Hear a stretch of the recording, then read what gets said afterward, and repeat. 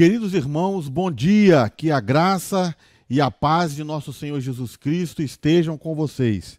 Para mim é um grande prazer, uma grande alegria ministrar a palavra de Deus na Escola Bíblica Dominical da Assembleia de Deus Marcas do Evangelho. Eu sou o pastor Gideão e você é muito bem-vindo nesta manhã. Neste trimestre, nós estamos estudando sobre a supremacia das Escrituras, a inspiração inerrante e infalível da Palavra de Deus. Então pegue aí sua Bíblia, sua revista, junte sua família e vamos estudar a Palavra de Deus. Mas antes da gente começar, eu peço que você dê um like nesse vídeo, compartilhe com amigos, com parentes, com quem você puder compartilhar. Se inscreva no canal, caso você ainda não seja inscrito em nosso canal, que você possa também fazer comentários, participar do chat e interagir conosco. Se você, como eu falei, se você não é inscrito no canal, se inscreva e marque lá com o sininho para você receber as nossas notificações. Então vamos orar. Senhor, muito obrigado a Deus por essa manhã, que o Senhor possa falar aos nossos corações, ó Deus, através da Tua palavra. Ó Deus, que o Senhor possa atingir cada irmão, cada irmã, cada pessoa, ó Deus, que vai ouvir agora a Tua palavra. Ó Deus, que o Teu Espírito Santo possa impactar essas vidas. Ó Deus, venha nos trazer entendimento da Tua palavra. Nós assim oramos, ó Deus, no nome de Jesus, o Teu Filho. Amém. Graças a Deus, meus irmãos. Hoje nós vamos estudar a lição de número 12 da nossa Escola Bíblica Dominical. Estamos na penúltima lição do trimestre e essa lição tem data de dia 20 de março de 2022. E essa lição traz o seguinte título: As Epístolas instruem e formam os cristãos. Então hoje nós vamos estudar sobre as epístolas do Novo Testamento. O nosso texto áureo está na segunda carta de João, capítulo 1, versículo 3, que diz assim: a graça, a misericórdia, a paz da parte de Deus Pai sejam convosco na verdade e amor. A verdade prática diz que as epístolas apresentam instruções vitais para a compreensão da doutrina cristã, bem como para a formação dos cristãos. Então nós vamos ver essa verdade hoje, quando estivermos estudando sobre as epístolas. E a leitura bíblica em classe, ela está em 3 textos. Vamos ler então estes textos aqui da palavra de Deus. Primeiro, vamos ler em 1 Coríntios capítulo 1, verso de 1 a 3, que diz assim: Paulo, chamado apóstolo de Jesus Cristo pela vontade de Deus, e o irmão Sóstenes, a igreja de Deus que está em Corinto, aos santificados em Cristo Jesus, chamados santos, com todos os que em todo lugar invocam o nome do nosso Senhor Jesus Cristo, Senhor deles e nosso. Graça e paz da parte de Deus, nosso Pai, e do Senhor Jesus Cristo. Agora 1 Pedro, capítulo 1, versículos 1 e 2. Pedro, apóstolo de Jesus Cristo, aos estrangeiros dispersos no Ponto, Galácia, Capadócia, Ásia e Bitínia, eleitos segundo a presciência de Deus Pai, em santificação do Espírito, para obediência e aspersão do sangue de Jesus Cristo. Graça e paz vos sejam multiplicadas. E o terceiro texto, segunda carta de João, capítulo 1, versículo de 1 a 3, diz assim: o ancião, a senhora eleita, e a seus filhos, aos quais amo na verdade, e não somente eu, mas também a todos os que têm conhecido a verdade, por amor da verdade que está em nós e para sempre estará conosco. A graça, a misericórdia, a paz da parte de Deus Pai e da do Senhor Jesus Cristo, o Filho do Pai, seja convosco na verdade e amor. Glória a Deus pela sua palavra, lida nesta manhã. Meus irmãos, então vamos fazer aqui um comentário introdutório da nossa lição. A palavra epístola, ela vem da palavra grega epístole, que significa carta ou mensagem escrita. Um epístola, então, é isso, é uma carta, é uma mensagem escrita. As epístolas, elas eram uma forma primária de comunicação muito comum na antiguidade. Então a epístola era uma escrita dirigida a uma pessoa ou grupo de pessoas, geralmente uma carta didática e formal, e tornou-se um gênero literário bastante difundido no mundo antigo. Agora, segundo alguns historiadores, os pioneiros na utilização desse gênero literário foram os egípcios. Eles escreviam epístola para autoridades, para os mortos e até para os deuses. No princípio, eles utilizaram como material de suporte da escrita a cerâmica, mas depois eles começaram a produzir e escrever no papel papiro. O papiro famoso, o papiro do famoso rio Nilo do Egito. Os gregos e romanos também utilizaram as epístolas para se comunicarem e para registrar fatos importantes. Escritores como Cícero, Plínio o Jovem, Ovídio, Horácio e Sêneca escreveram epístolas que são fontes importantes da história antiga. Então vamos falar das epístolas do Novo Testamento. Alguns escritores do Novo Testamento utilizaram este gênero literário, as epístolas, para escrever a mensagem inspirada que receberam do Espírito Santo. Então podemos dizer que Deus usou os apóstolos Pedro, Paulo, João e os irmãos Tiago e Judas na composição desse tipo de literatura canônica. Então nós vemos o seguinte: o último livro do Antigo Testamento foi o livro de Malaquias, o profeta Malaquias. Então, no Antigo Testamento, a última vez que Deus falou, e aquilo que Deus falou ficou registrado como escrito canônico, foi a profecia de Malaquias, 430 anos antes de Cristo. Então, depois de Malaquias, houve o silêncio profético.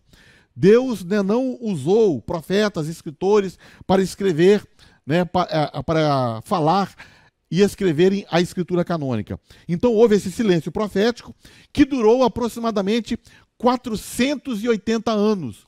Então, depois de Malaquias, Deus só voltou a falar de maneira, a fazer com que os escritores voltassem a escrever 480 anos depois, quando Paulo começou a escrever as cartas, que viriam ser os primeiros escritos do Novo Testamento, a carta de Gálatas e a carta de 1 Tessalonicenses, por volta aí do ano 50 depois de Cristo. Então, depois de Malaquias, do profeta Malaquias, vieram as cartas de Paulo, como textos inspirados. Podemos dizer que uma epístola cristã é uma carta escrita em rolo de papel, papiro, ou pergaminho de pele de carneiro, onde na maioria das vezes era ditada por um autor a um escriba e depois revisada e assinada por esse autor, antes de ser entregue a um mensageiro, uma pessoa que levaria aquela carta, aquela epístola ao destinatário. Então, ao menos 3 pessoas estavam envolvidas nesse processo: o autor, o remetente da carta, o secretário, escriba ou amanuense, era o nome da pessoa que escrevia a carta. Amanuense significa escritor à mão. Essas cartas eram escritas à mão. E em terceiro, o mensageiro, que era uma pessoa de confiança do autor, que levava aquele rolo, aquela carta, aquela epístola ao destinatário. Vamos tomar como exemplo, por exemplo, aqui a epístola de Paulo aos Romanos e ver essas 3 pessoas envolvidas neste processo. Primeiro, o autor de Romanos é Paulo. Ele fala lá no capítulo 1, versículo 1, dizendo o seguinte: Paulo, servo de Jesus Cristo, chamado para apóstolo, separado para o evangelho de Deus. Então, Paulo é o autor da carta aos Romanos. Foi ele que ditou a carta aos Romanos. Segundo, o escriba, secretário ou amanuense, escritor à mão, foi um cristão chamado Tércio. Em Romanos 16, 22, o próprio Tércio, que está redigindo a carta, ele fala o seguinte: eu, Tércio, que esta carta escrevi, vos saúdo no Senhor. Então, Paulo, quando ele estava ditando a carta aos Romanos, para o amanuense, para o escritor, em algum momento ele permite que esse secretário que está escrevendo essa carta faça uma saudação à igreja de Roma. Então Tércio coloca lá o seu nome, né, e dizendo: eu, Tércio, que esta carta escrevi e vos saúdo no Senhor. E ele também era um cristão, tanto é que ele manda uma saudação no Senhor à igreja de Roma. E a terceira pessoa envolvida nessa carta era o mensageiro. No caso de Romanos, não era mensageiro, era mensageira. Foi a irmã Febe, uma diaconisa, que entrega essa correspondência, essa mensagem, este rolo de Romanos à igreja de Roma. No livro de Romanos, capítulo 16, versículo 1 e 2, Paulo recomenda a irmã Febe, à igreja de Roma, e diz o seguinte: recomendo-vos a nossa irmã Febe, que é diaconisa na igreja de Cencreia. Peço que a recebais no Senhor de modo digno, como os santos devem ser recebidos, e a ajudeis em tudo o que venha necessitar, porquanto ela tem prestado um grande auxílio para muitas pessoas, principalmente, inclusive, né, a mim.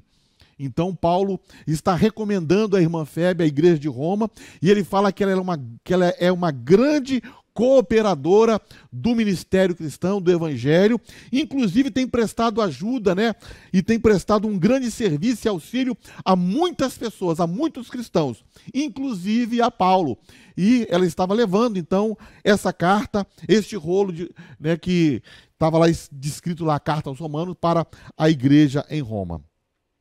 Então podemos dizer que Paulo ditou a carta, Tércio escreveu a carta e Febe enviou, né, entregou a carta à igreja de Roma. E o Espírito Santo preservou esta carta aos Romanos que nós temos hoje na nossa Bíblia, na Palavra de Deus. A maior porção do Novo Testamento são as epístolas, né, que representam em torno aí de 80% de todo o texto do Novo Testamento. Então, o Novo Testamento, nós já vimos, né, em aulas anteriores, que ele possui 27 livros, dividido em 4 categorias.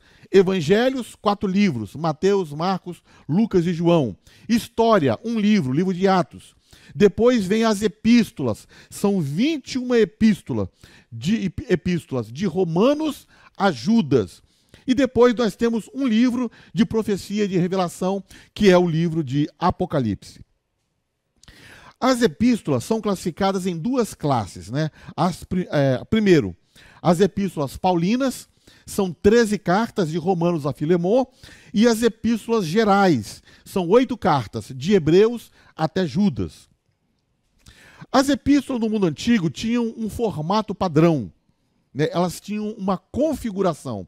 Nós falamos no início que uma epístola é uma carta escrita, né? E ela é um documento didático e formal. Então eles tinham uma configuração, eles seguiam um padrão, o padrão dos seus tempos, né? Então, as cartas do Novo Testamento seguiam uma configuração, uma estrutura básica, e em relação, né, a essas epístolas, elas podem ser delineadas da seguinte forma, né? Uma divisão tripartite, ou seja, em 3 partes.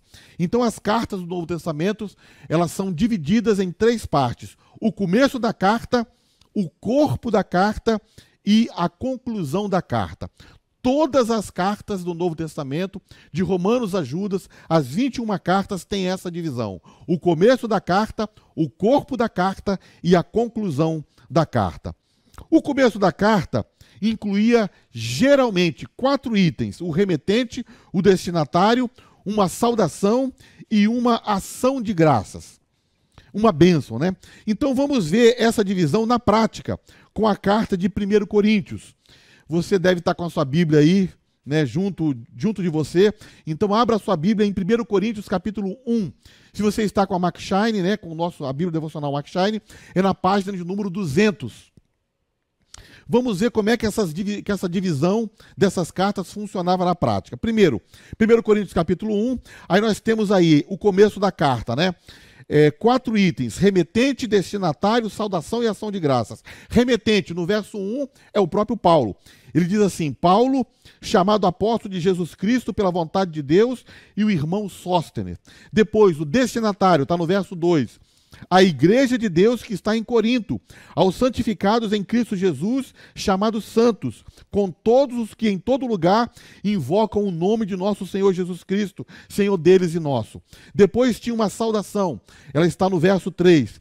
Graça e paz da parte de Deus, nosso Pai, e do Senhor Jesus Cristo. E por último, uma ação de graças, está no verso 4, do verso 4 até o verso 9. E Paulo fala assim: sempre dou graças a meu Deus por vós, pela graça de Deus que vos foi dada em Jesus Cristo. Porque em tudo fostes enriquecido nele, em toda palavra e em todo conhecimento, como o testemunho de Cristo foi mesmo confirmado entre vós.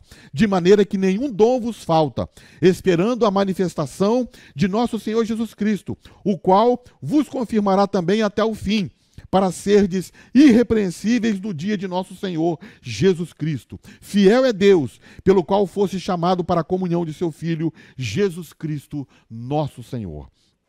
Então aqui está o começo da carta: remetente, destinatário, saudação e ação de graças. Depois vinha o corpo da carta. O corpo da carta continha pelo menos 3 itens, que era uma exortação, depois vinha a apresentação da doutrina, e depois da apresentação da doutrina seguia a aplicação da doutrina. Então os escritores do Novo Testamento seguiam essa didática, essa formalidade. Começo da carta, depois vinha o corpo da carta, com exortação, doutrina e aplicação da doutrina. No caso de 1 Coríntios, do verso 10 até o verso 17, está a exortação inicial de Paulo. Não vamos ler esses 7 versos, mas vamos ler do verso 10 ao verso 13, que ele fala o seguinte: rogo-vos, porém, irmãos, pelo nome de nosso Senhor Jesus Cristo, que digais todos uma mesma coisa, e que não haja entre vós dissensões, antes sejais unidos em um mesmo pensamento e em um mesmo parecer. Porque a respeito de vós, meus irmãos, me foi comunicado pelos da família de Cloé, que há contendas entre vós. Quero dizer com isso que cada um de vós diz: eu sou de Paulo, e outro diz: eu sou de Apolo, eu sou de Cefas, e outro diz: eu sou de Cristo. Está Cristo dividido? Foi Paulo crucificado por vós? Ou fostes vós batizados em nome de Paulo? Então Paulo aqui exorta a igreja à unidade. Então ele já está no corpo da carta e ele já informa os irmãos de maneira assim bem contundente. Ele faz uma exortação muito contundente, chamando os crentes a viverem em unidade, sem partidarismo. Então nada de partido de Paulo, nada de partido de Apolo, nada de partido de Cefas e nem partido de Cristo. Então Paulo fala que Cristo não está dividido. Depois vinha a doutrina, a explanação da doutrina, a explicação da doutrina e também a aplicação dessa doutrina. Na carta de 1 Coríntios, Paulo expõe e aplica várias doutrinas. Ele fala, por exemplo, da santificação. Depois ele combate a imoralidade na igreja, no capítulo 5. Ele instrui sobre casamento, no capítulo 7. Ele fala sobre a liberdade cristã, no capítulo 8. Depois, no capítulo 11, ele fala sobre o culto, os papéis do homem e da mulher. Ele fala também sobre a Santa Ceia, doutrina da igreja sobre a Santa Ceia. Depois dos capítulos 12 a 14, ele fala dos dons espirituais, ele ensina a doutrina dos dons espirituais, ele aplica as doutrinas dos dons espirituais dos capítulos 12 a 14, e por fim, ele apresenta a doutrina da ressurreição de Jesus dentre os mortos e as implicações desta ressurreição de Cristo dentre os mortos, no capítulo 15. É o capítulo mais importante sobre a ressurreição, onde Paulo traz vários ensinamentos e a doutrina da ressurreição dos mortos, apresentando Jesus como as primícias dos que dormem. Por fim, então, a conclusão da carta, que aí poderia incluir vários assuntos nas conclusões das cartas. Na página 258 da nossa Bíblia Macshine, se você quiser acompanhar aí, 1 Coríntios capítulo 16, ele encerra esta carta falando sobre a coleta, ofertas, planos de viagem do apóstolo, alguns avisos, saudações individuais, pós-escrito pessoal e doxologia, oração. Então, no versículo 1 do capítulo 16, ele fala sobre uma coleta, né? Ora, quanto à coleta que se faz para os santos, fazei também o mesmo que ordenei às igrejas da Galácia. No versículo 15, Paulo faz um elogio, ele tá encerrando a carta e ele faz um elogio aqui a um irmão. Ele fala o seguinte: vós bem sabeis que os da casa de Estéfanas foram o primeiro fruto da Acaia, e que eles têm se dedicado ao serviço dos santos. Recomendo-lhes, irmãos.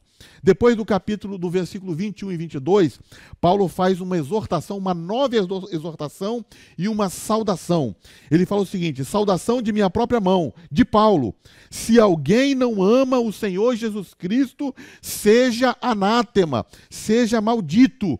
Então ele fala aquela expressão conhecida, né? Que diz assim, Maranata, que significa, né, vem, Senhor Jesus. E ele termina a carta com uma doxologia, né, com um louvor, com uma oração, no versículo 23 e 24, dizendo assim: a graça de nosso Senhor Jesus Cristo seja convosco, o meu amor seja com todos vós em Cristo Jesus. Amém. Então aqui nós vimos, né, como que era uma carta, né, do Novo Testamento, como ela estava formatada, como que era a sua configuração. Início da carta, o corpo da carta e a conclusão da carta. Agora, como as epístolas paulinas e as epístolas gerais nos instruem e como que essas cartas continuam a falar nos dias de hoje. Vamos ver então uma síntese aqui desses 3 tópicos da nossa lição de hoje. As epístolas paulinas, as epístolas gerais e como que essas cartas nos instruem, nos formam e continuam a falar na igreja nos dias de hoje. Vamos começar com as epístolas paulinas. São 13 cartas escritas pelo apóstolo Paulo, que estão no cânon das Escrituras e podem ser classificadas em 3 categorias. Primeiro, epístolas endereçadas a igrejas locais, são 6 cartas: Romanos, 1 e 2 Coríntios, Gálatas, 1 e 2 Tessalonicenses. Depois vem as epístolas pastorais, são 3 cartas: 1 e 2 Timóteo e Título. Por que epístolas pastorais? Porque foram escritas a pastores, a líderes, né? Timóteo e Tito. E nessas cartas, Paulo trata de diversas doutrinas e fala também, sobretudo, né, o principal, ele fala sobre temas ministeriais, assuntos ministeriais. E então depois vem a terceira parte, a terceira classificação, que são chamadas de epístolas das prisões. São 4 cartas. 3 endereçadas a igrejas, Efésios, Filipenses e Colossenses, e uma endereçada a uma pessoa, a carta de Filemon. Estas epístolas apresentam um conjunto de doutrinas elaboradas pelo apóstolo Paulo, cujo conteúdo tem como função, né, instruir e formar os crentes no que diz respeito à fé cristã, bem como prepará-los para o encontro com o Senhor por ocasião do arrebatamento da igreja. Então Paulo, ele é um evangelista, Paulo, ele é um missionário, e Paulo também é um pastor e ele também é um mestre. Ele ensina a igreja, ele prepara aquelas igrejas as quais ele fundou, né, para o encontro com o Senhor por ocasião do arrebatamento da igreja. O pastor Douglas Batista, comentarista da lição, ele enfatiza aqui na lição 3 doutrinas que o apóstolo Paulo desenvolveu em suas cartas. Na verdade, Paulo ele vai desenvolver várias doutrinas em suas 13 cartas. O pastor Douglas Batista, ele enfatizou aqui a doutrina da salvação, chamada também de soteriologia, a doutrina de Cristo, chamada de cristologia, e a doutrina das últimas coisas, chamada de escatologia. Então vamos ver aqui, primeiramente, a doutrina da salvação, a soteriologia, como Paulo abordou esse assunto na carta aos Romanos e na carta aos Gálatas. É claro que vamos falar aqui de forma breve, de forma sucinta, né? O tempo não permite e também esse não é o local apropriado para discorrermos, né, amplamente sobre esse assunto. Então, de maneira bem sucinta, vamos falar então sobre a soteriologia, a doutrina da salvação em Romanos e em Gálatas. Primeiro, em Romanos. O apóstolo Paulo ele destaca em Romanos 1,17, capítulo 1, verso 17. Ele destaca a seguinte declaração: o justo viverá da fé. Então essa declaração, Paulo extrai isso do Antigo Testamento. Ele extrai do livro de Abacuque, no capítulo 2, versículo 4. Foi Abacuque que profetizou isso: o justo viverá da fé. E agora Paulo, ele aplica esse ensinamento de Abacuque, essa profecia de Abacuque, essa declaração de Abacuque, na doutrina da salvação que ele está expondo aos romanos. Mas qual é a base? Qual é o sustentáculo desta afirmação de que o justo viverá da fé, de que o justo é justificado pela fé? Qual a base disso? Qual o sustentáculo disso? Então Paulo argumenta que Cristo nos libertou do pecado mediante o seu sacrifício remidor. Então o justo viverá da fé baseado na obra de Cristo. Foi aquilo que Cristo conquistou, foi aquilo que Cristo fez, foi o seu sacrifício remidor que dá essa sustentação para esta declaração. Dessa forma, pela fé em Cristo, somos declarados justos. Então ele diz em Romanos capítulo 3, versículo 23 a 25. Ele fala o seguinte: porque todos pecaram e destituídos estão da glória de Deus, sendo justificados gratuitamente pela sua graça, pela redenção que há em Cristo Jesus, ao qual Deus propôs para propiciação pela fé no seu sangue, para demonstrar a sua justiça pela remissão dos pecados dantes cometidos sob a paciência de Deus. Então Paulo está declarando aqui que todos pecaram. Então, todos pecaram demonstra que o pecado ele é universal. Aqui fala da universalidade do pecado. O pecado atinge toda a raça humana. Todos pecaram. Então, dentro da teologia, a teologia chama, essa universalidade de pecado original. Foi aquele pecado de Adão que passou para toda a humanidade, e toda a humanidade herdou este pecado de Adão. Então todos pecaram e destituídos estão da glória de Deus. Mas agora, Cristo, através da obra de Cristo, nós somos justificados, gratuitamente pela graça. Então, pela graça de Deus, pela obra de Cristo, nós somos agora justificados pela fé. Então a justificação é o ato pelo qual Deus move uma pessoa do seu estado de pecado, de seu estado de injustiça, para o estado de graça, para o estado de justiça. Foi isso que Jesus Cristo fez por nós quando nós recebemos Ele em nosso coração, quando nós arrependemos dos nossos pecados e confiamos e cremos em Cristo Jesus. O que Deus fez? Deus, Ele nos moveu do estado de pecado, do estado de injustiça para o estado de justiça, para o estado de graça. E este ato de Deus que absolve o pecador, que nos absolveu, é através da imputação da justiça de Cristo. Então o que Deus fez? Deus pega a justiça de Cristo e imputa naquele que tem fé em Jesus Cristo, naquele que se arrepende dos seus pecados. E agora nós temos a justiça de Cristo. E uma vez que temos essa justiça de Cristo, nós somos agora declarados justificados aos olhos de Deus, aos olhos do Pai. E isso só foi possível através da obra de Jesus Cristo, através do seu sacrifício no Calvário. Então foi por meio do sangue de Cristo que a justificação ela é concretizada. Então a justificação não é um pronunciamento arbitrário. A justificação ela é feita baseada na obra de Cristo Jesus.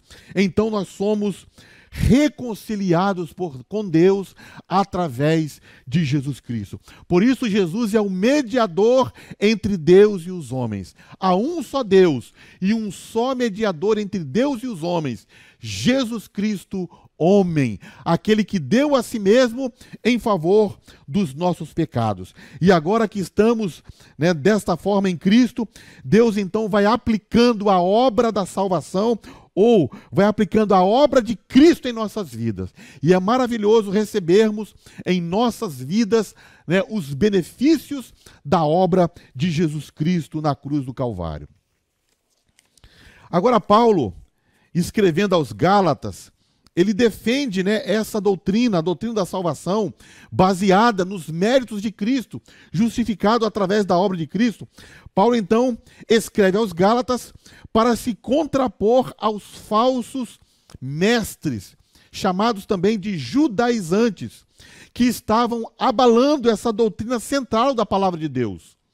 Então, a doutrina da salvação e da justificação pela fé é uma doutrina central, né, na palavra de Deus. Mas os judaizantes estavam na igreja, nas igrejas da Galácia, né, e eles estavam ali disseminando uma grande heresia. E o que eles estavam espalhando? Um ensino perigoso de que os gentios deveriam agora, antes de se tornarem cristãos, eles deveriam se tornar prosélitos. Eles deveriam, então, se submeter à lei mosaica.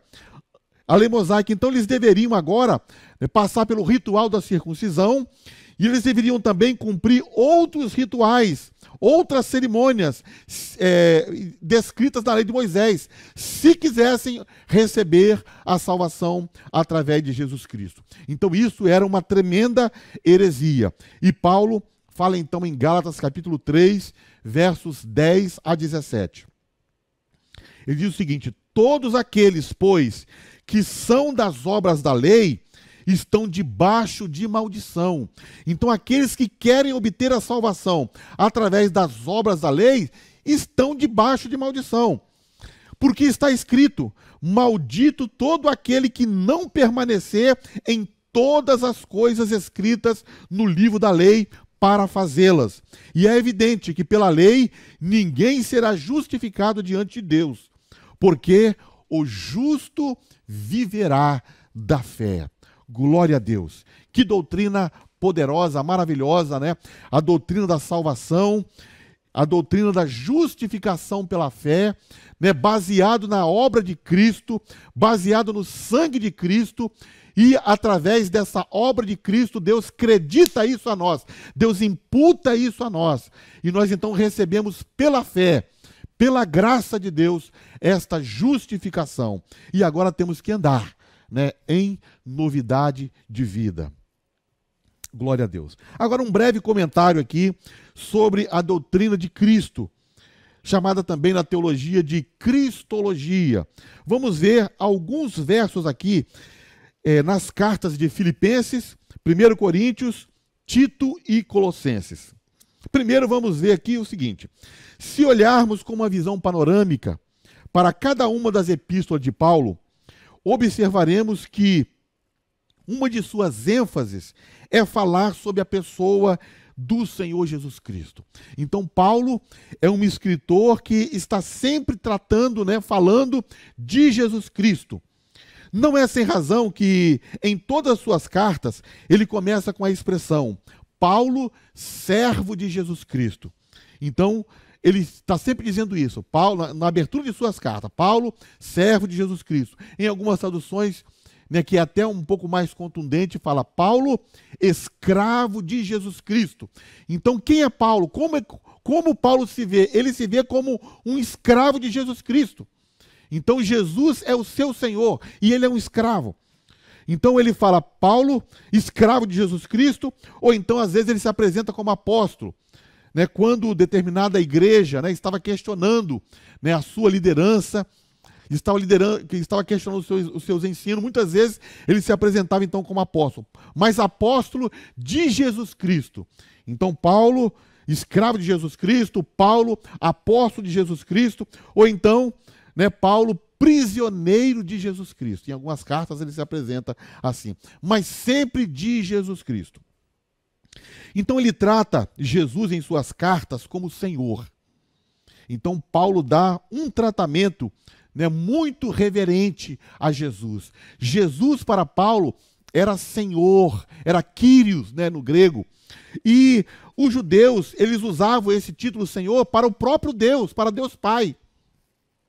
E os povos, né, que estavam vivendo sob, né, a gestão ali do Império Romano, usava esse título de Senhor somente para César. César era Senhor, o imperador era Senhor. Mas para Paulo, Jesus é o Senhor. Então, ele sempre se refere a Cristo com esse título, Senhor. E em Filipenses capítulo 3, versículo 10 e 11, nós temos ali o que podemos chamar de anelo cristológico de Paulo, ou anseio cristológico de Paulo. Paulo era um apaixonado por Cristo, e ele fala a seguinte expressão: quero conhecer Cristo. Então, irmãos, isso é de uma beleza, né, extraordinária. Um homem que está totalmente rendido à vontade de Cristo. E ele escreve aos Filipenses dizendo o seguinte: olha, eu quero conhecer Cristo. E eu pergunto para você nesta manhã, você quer conhecer Cristo dia a dia?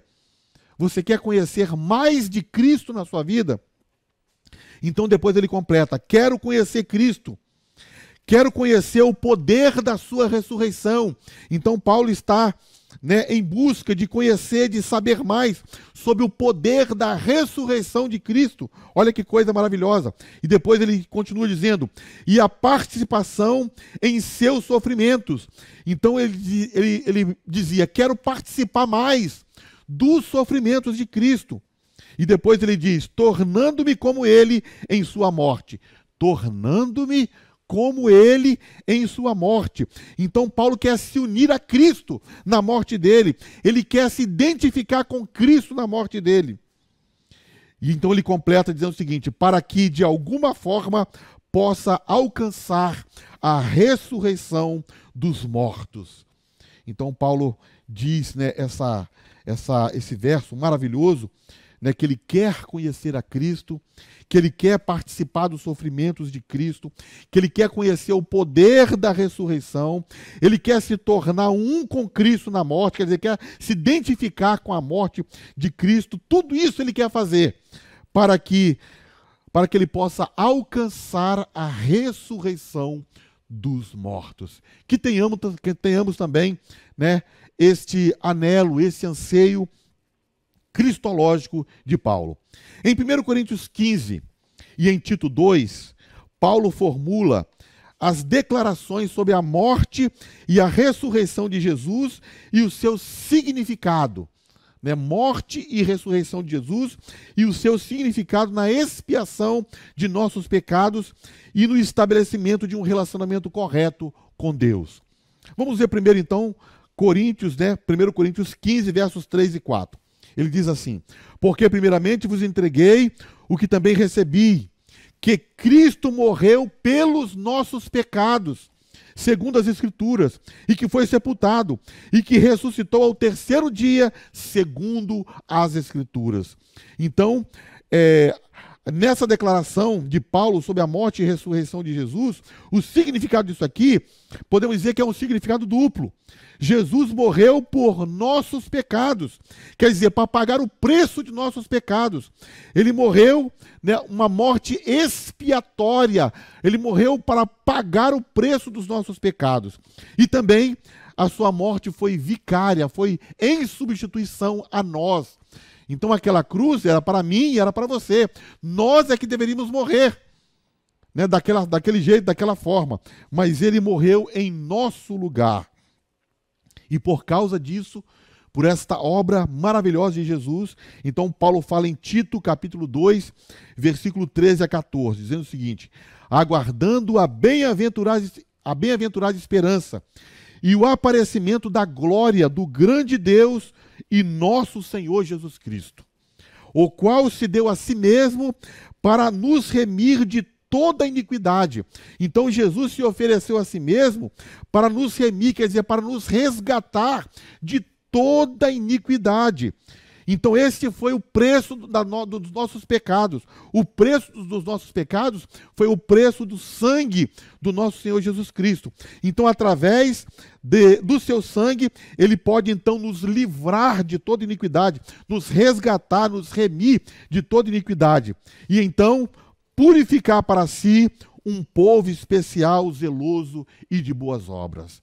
Glória a Deus, porque uma vez que estamos nessa senda, né, bendita, maravilhosa, servindo ao Senhor, agora somos purificados e somos, né, tornados um povo especial do Senhor, zeloso e de boas obras. Glória a Deus, né, por esse ensinamento maravilhoso do apóstolo Paulo. Também nós temos, né, em Paulo, em suas cartas, 2 hinos cristológicos. Então, o que são isso? São 2 hinos primitivos que a igreja cantava e que Paulo, né, expõe em suas cartas. Esses hinos são de uma beleza singular. E Paulo expõe em Filipenses e Colossenses esses 2 hinos que apresentam Jesus como o servo de Deus, o exaltado acima de todo nome, a sabedoria de Deus, a imagem de Deus, o invisível, a imagem de Deus invisível, o criador e sustentador de todas as coisas, o cabeça da igreja, o reconciliador de todas as coisas, e em quem habita toda a plenitude de Deus. Vamos ver o primeiro hino em Filipenses capítulo 2, versos 6 a 9, onde nós temos 2 movimentos. Né? O primeiro movimento é o movimento da auto-humilhação do Senhor Jesus. Então Jesus se auto-humilhou e depois o segundo movimento, Deus o exaltou. Olha que coisa, né, maravilhosa. Jesus se auto-humilhou, ele se esvaziou e depois Deus o exaltou. Diz assim: de sorte que haja em vós o mesmo sentimento também que houve em Cristo Jesus, que sendo em forma de Deus, não teve por usurpação ser igual a Deus, mas esvaziou-se a si mesmo, tomando a forma de servo, fazendo-se semelhante aos homens, e achado na forma de homem, humilhou-se a si mesmo, sendo obediente até a morte, e morte de cruz. Então aí vem a exaltação. Por isso também Deus o exaltou soberanamente e lhe deu um nome que é sobre todo nome, para que ao nome de Jesus se dobre todo o joelho dos que estão nos céus, na terra e debaixo da terra, e toda língua confesse que Jesus Cristo é o Senhor, para a glória de Deus Pai. Aleluia! Glória a Deus pela auto-humilhação de Jesus. E glória a Deus porque o Pai o exaltou acima de todas as coisas. Aleluia! Que hino maravilhoso! Né? Que esse hino, né, certamente cantado nos tempos primitivos, na igreja primitiva, ajudava a ensinar os irmãos sobre a pessoa de Jesus. Quem é Jesus? Quem é este Cristo maravilhoso? Então vamos para o segundo hino, Colossenses capítulo 1, versos 15 a 20. Paulo fala o seguinte: ele, Jesus, é a imagem do Deus invisível, o primogênito de toda a criação, porque nele foram criadas todas as coisas que há nos céus, na terra, visíveis e invisíveis, sejam tronos, sejam dominações, sejam principados, sejam potestades. Tudo foi criado por ele e para ele, e ele é antes de todas as coisas, e todas as coisas subsistem por ele, e ele é a cabeça do corpo, da igreja, é o princípio e o primogênito dentre os mortos, para que em tudo ele tenha a preeminência, porque foi do agrado do Pai que toda a plenitude nele habitasse, e que havendo feito por ele a paz, pelo sangue da cruz, por meio dele, reconciliasse consigo mesmo todas as coisas, tanto as que estão na terra, como as que estão nos céus. Glória a Deus, né? Que hino bendito, que hino maravilhoso, que hino cristológico, né, magnífico, que ensina-nos sobre a grandeza, o poder de Deus, o poder do seu Filho, o poder de Jesus Cristo. Muito bem, irmãos. Então vamos agora falar sobre como as epístolas gerais nos instruem e como que essas epístolas falam hoje também, né? São 8 cartas chamadas de epístolas gerais. A carta aos Hebreus, Tiago, 1º e 2º Pedro, 1º, 2º e 3º João e Judas. São chamadas gerais, né, ou também às vezes são chamadas de católicas ou universais, porque falam para um cristão em geral, e não para uma igreja local, né, específica ou para um indivíduo. Alguma dessas cartas possui apenas um capítulo. É o caso de 2 João, né, e 3 João, e também é o caso do livro de Judas. Mas apesar de ter apenas um capítulo, elas contêm um tesouro valioso que não podemos negligenciar. Não é porque essas cartas, né, possuem o rótulo de epístolas gerais, né, rótulo, aliás, que não é da Escritura, é dos teólogos. Então não é porque possui esse rótulo de epístolas gerais ou universais que vamos considerá-las escrituras de segunda classe, de segunda categoria. Aliás, não existe livro da Bíblia de segunda classe, nem de segunda categoria. Toda a escritura é divinamente inspirada e proveitosa, né, para ensinar, para corrigir e para fazer aquilo que Deus, né, assim o desejar. Então, cada livro da Bíblia é uma peça, e uma peça importante, de muito valor, no conjunto da revelação. E nós precisamos de toda a Escritura. Então, nessa parte final da aula, né, vamos abordar aqui de maneira rápida, de maneira bem abreviada, a mensagem das epístolas gerais, né, e como que essas epístolas falam conosco hoje. Vamos começar aqui com a Epístola aos Hebreus. Esta epístola, né, aos Hebreus, ela era considerada de autoria do apóstolo Paulo por uma boa parte dos cristãos até o século XVI, quando ganhou força, né, uma outra corrente que defendia que não se pode determinar a sua autoria. Então essa carta, ela foi escrita para uma comunidade de hebreus, e ela salienta a necessidade de toda a humanidade em ter um sacerdote e um sacrifício perfeitos, que acabaria de fato com o pecado. E a provisão de Deus desse sacerdote e desse sacrifício perfeitos é Cristo. Então, esse livro salienta que a humanidade necessita desesperadamente de um sacerdote perfeito e de um sacrifício perfeito. E a provisão de Deus para todo mundo é o seu Filho Jesus Cristo. Então esta é a mensagem central do livro de Hebreus. Então o livro apresenta Cristo como superior aos profetas, como superior aos anjos, como superior a Moisés, como superior a Josué, como superior ao sumo sacerdote do antigo pacto. Então Jesus é superior a tudo e a todos. Jesus é maior porque o seu caráter é melhor e porque o seu ministério é maior. Por que Jesus é maior do que Josué, do que Moisés, do que tudo ali no Antigo Testamento? Porque o seu caráter é melhor. E porque o seu ministério é maior do que todos os ministérios do Antigo Testamento.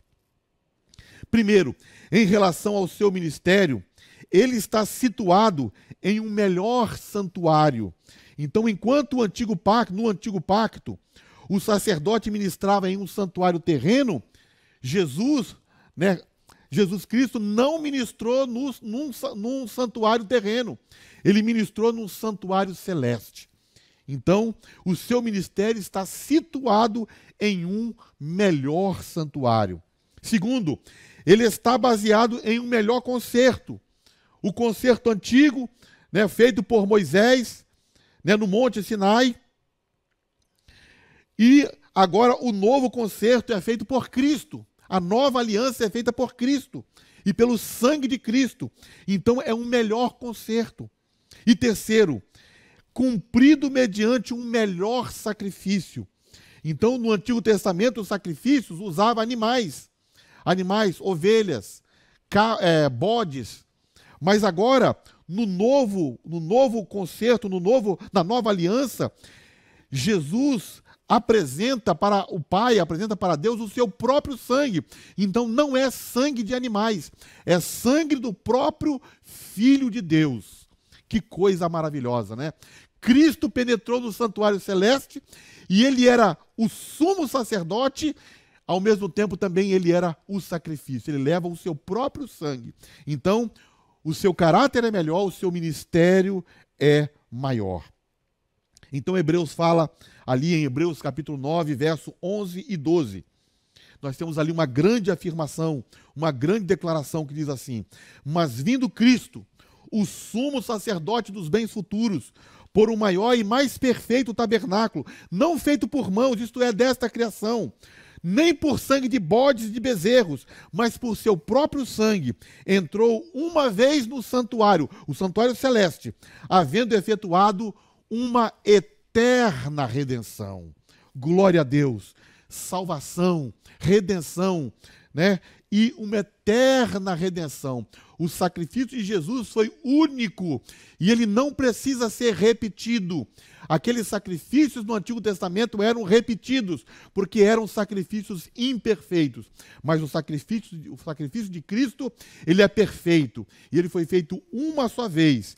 E ele efetuou uma redenção eterna para todos aqueles que se achegam agora a Deus. Podem ter ousadia para entrar no Santo dos Santos, por esse caminho, por essa porta que foi aberta, o sangue de Jesus Cristo. Glória a Deus. A carta de Tiago. A epístola de Tiago, com suas afirmações diretas e contundentes sobre o modo de viver sábio, faz-nos lembrar do livro de Provérbios. Poderíamos até dizer, né, que o livro de Provérbios está para o Antigo Testamento, assim como o livro de Tiago está para o Novo Testamento. É um livro de sabedoria prática, assim como o livro de Provérbios no Antigo Testamento. Esta carta, ela tem uma ênfase prática. Então a mensagem de Tiago é uma mensagem muito prática para nós hoje também. E ela destaca as obras do cristão, né? Então você pode pensar assim, olha, mas nós não somos salvos pela fé? Por que Tiago fala das obras? Por que Tiago está destacando as obras? Então Tiago destaca as obras do cristão como demonstração da fé. Ou seja, ele destaca os frutos espirituais da verdadeira fé. Então a verdadeira fé, ela vai produzir frutos espirituais. A verdadeira fé, ela vai produzir boas obras. Então essas boas obras, esses frutos que Tiago está destacando então na sua carta. Tiago então faz uma pergunta retórica no capítulo 2, verso 14. E uma pergunta muito conhecida. Ele diz assim: de que adianta, meus caros irmãos, alguém proclamar sua fé se não tiver obras? Acaso essa fé pode salvá-lo? E a resposta nós sabemos que é não, né? De que adianta, meus caros irmãos, alguém proclamar dizendo eu tenho fé, mas se ele não tiver obras, essa fé pode salvá-lo? Essa fé vazia pode salvá-lo? Essa fé inócua pode salvá-lo? Essa fé morta pode salvá-lo? Não, não pode, de jeito nenhum. Então a mensagem de Tiago é a mensagem de que a salvação, ela é determinada somente pela fé e é demonstrada pelas obras, ou seja, pela fidelidade em obedecer à vontade de Deus. Então podemos dizer, né, podemos declarar que o apóstolo Paulo e que Tiago não se contradizem. Paulo ensina a salvação pela fé. E Timóteo aqui está destacando as obras, né, como fruto, como resultado dessa fé verdadeira. Então Paulo e Tiago não se contradizem. Enquanto Paulo nos diz que Deus nos justifica pela fé em Cristo, a parte das obras da lei de Moisés, Tiago nos diz que a fé genuína produz boas obras, obras que mostram que somos justos, que somos santos. Glória a Deus, né? Porque Paulo e Tiago se complementam. Então que você possa, meu irmão, minha irmã, demonstrar na sua vida que você é uma pessoa justa, que você é uma pessoa santa e que você tem boas obras como resultado da fé verdadeira que foi plantada no seu coração pelo Senhor. Glória a Deus, né, por esse ensinamento maravilhoso de Tiago e também de Paulo. Primeira e segunda carta de Pedro. Pedro escreve para os cristãos que estão sendo perseguidos, né, pelo Estado, por Roma. Então os cristãos estavam vivendo debaixo de forte perseguição, estavam correndo risco de morte. E esses cristãos agora, né, estão sofrendo amargamente com essas perseguições. Então, o propósito da primeira carta de Pedro é ensinar esses cristãos a viverem vitoriosamente, apesar da hostilidade, apesar do sofrimento, apesar das perseguições. Então, que possamos viver vitoriosamente, apesar da hostilidade contra nós, apesar das perseguições e apesar do sofrimento, que você viva uma vida de vitória. Primeiro, sem perder a esperança no Senhor. Segundo, sem amargurar-se. E terceiro, confiando no Senhor. E quarto, né, enquanto você espera, né, a segunda vinda de Cristo, você permanece no Senhor, santificando a sua vida. Essa é a mensagem de 1 Pedro. E já na segunda carta de Pedro, é uma carta que tem como propósito desmascarar os falsos mestres na igreja. Então Pedro, ele fala de uma maneira assim muito importante, né, sobre os falsos mestres na igreja, o destino desses falsos mestres na igreja. 1º, 2º e 3º João. O apóstolo, com seu coração pastoral, né, o apóstolo João, com seu coração pastoral, chama os cristãos, na sua primeira carta, a voltarem aos princípios básicos do cristianismo. Irmãos, nós sempre estamos precisando voltar ao princípio, voltar ao primeiro amor, voltar aos rudimentos. Então, veja bem, né, ao voltar aos fundamentos da fé, e quais são esses fundamentos da fé? A obediência e o amor.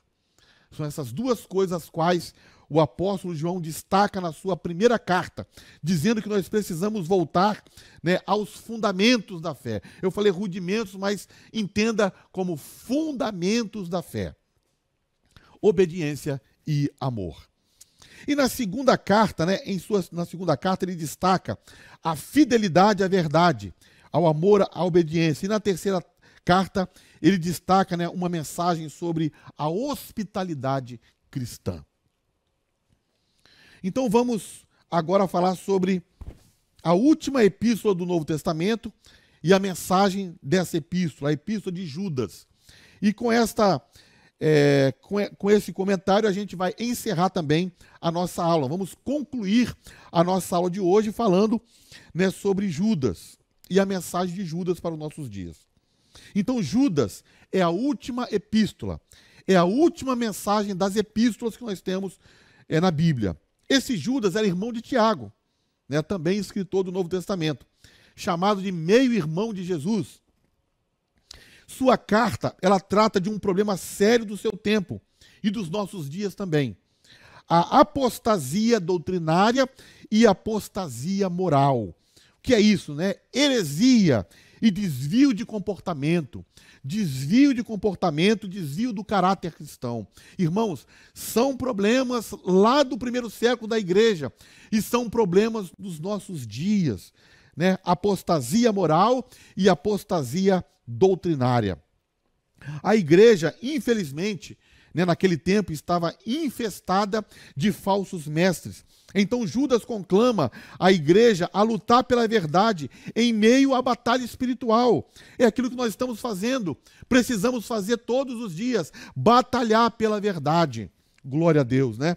Então esta é a mensagem de Judas, batalhar pela fé, batalhar pela verdade. Ele fala então no versículo 3, amados, embora estivesse muito ansioso por escrever acerca da salvação que compartilhamos, senti que era necessário. Então Judas foi, digamos assim, né, incomodado pelo Espírito Santo, para ao invés de escrever sobre a salvação, escrever sobre outra coisa, sobre a batalha da fé, que uma vez foi confiada aos santos. Então, dos versos 4 até o verso 19, ele traça o que seria, assim, um perfil de um apóstata, né? Esse que é apóstata doutrinário e moral. Esse que traz heresia para a igreja e também tem desvio de conduta moral. Então ele fala que é um homem ímpio, uma pessoa moralmente pervertida e que nega Cristo. Depois, ele fala que é uma pessoa que vive na prática do pecado, contaminando a sua carne. Depois ele fala que é um suposto crente, um questionador, um provocador de rebeliões. Então, o provocador de rebeliões não é um crente, é um suposto crente. Então ele fala que é um homem que difama as autoridades superiores. Então esse tal não tem nenhum respeito pelas autoridades superiores, sejam elas autoridades civis ou eclesiásticas. É um ignorante, é um corrupto, é um murmurador, é um descontente com tudo. Olha que perigo, né, de nós também sermos alinhados nessa falta, né, de conduta. É um egoísta, um arrogante, um adulador, um escarnecedor e, por fim, é um causador de divisões, um mundano que não tem o Espírito de Deus. Então esse é o perfil de um apóstata. Então Judas fala no capítulo 1, verso 20 a 21, dizendo o seguinte: mas vós, amados, edifiquem-se na santíssima fé, orando no Espírito Santo. Mantenham-se firmes no amor de Deus, enquanto esperam que a misericórdia de nosso Senhor Jesus Cristo os leve para a vida eterna. Amém. Esta é a mensagem de Judas. Então nós queremos encerrar essa aula nesta manhã, fazendo uma oração, mas antes de orarmos, eu quero pedir a você aí que acompanhou esta aula, que você seja um participante desta obra maravilhosa, Assembleia de Deus, Marcas do Evangelho. Que você possa, neste momento, ser tocado pelo Senhor e que você possa ofertar segundo aquilo que Deus propôs em seu coração. E você pode ofertar através de PicPay, através do Pix, através de transferência bancária, ou então, né, entregar em espécie à noite em nosso culto. Nós estamos no mês de março, estamos vivendo um tempo precioso de oração e jejum. E o nosso culto, ele começa às 17h30. E você é convidado a estar conosco nessa tarde, né, início de noite, adorando ao Senhor e vivenciando também esse momento maravilhoso de oração e jejum. Deus abençoe a sua vida. Vamos orar. Senhor, obrigado a Deus por esta aula bendita, essa aula maravilhosa, Senhor. Obrigado a Deus pela tua palavra bendita, ó Deus, que foi ministrada nesta manhã. Que o Senhor continue falando aos nossos corações e abençoando cada vida, Senhor. Ó meu Deus, que o teu Espírito Santo, ó Deus, possa impactar a cada um nesta manhã e abençoar, ó Deus, a cada família. Que possa, meu Deus, operar uma obra poderosa nos corações. Assim nós oramos, em o nome de Jesus, o teu Filho. Amém.